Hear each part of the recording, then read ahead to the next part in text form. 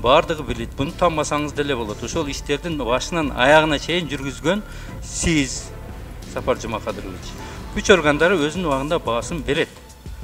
Мен сизди мындай кылды деп аткам, бирок ошол иштин башынан аягына чейин координация кылып контролдогон президенттин атынан сиз болосуз. Сиздерди ушул жерден алып барып камаш керек да.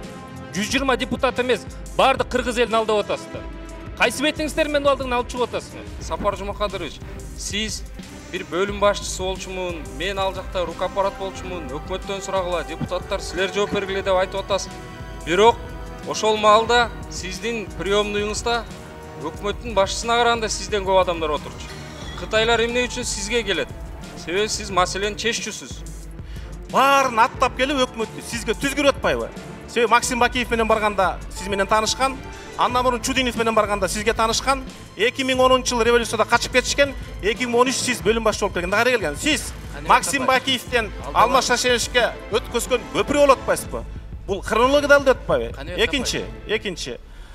Сиз эмне үчүн миллион мигрант жашаган Россиянын посолун 15 жолу кабыл албайсыз? Же Казакстан менен проблемабыз бар, же Өзбекстан менен. Мына дипломат ошол жакта. А контракт, коммерция бар жерде сиз алардын өкүлүн бөлүм башчы болуп 18 жолу кабыл алатпайсызбы? 18 жолу тең сиз дипломат менен сүйлөдүңүзбү? Бул депутаттарды алдабаңыз сиз. Кээ бир суммаларды укканда адамдардын чачтары тике тура турган болуп калды. Кээ бир адамдар пенсияга, пособияга зар болуп жүрсө, анан ушундай акчалар урдалып атат экен дейт.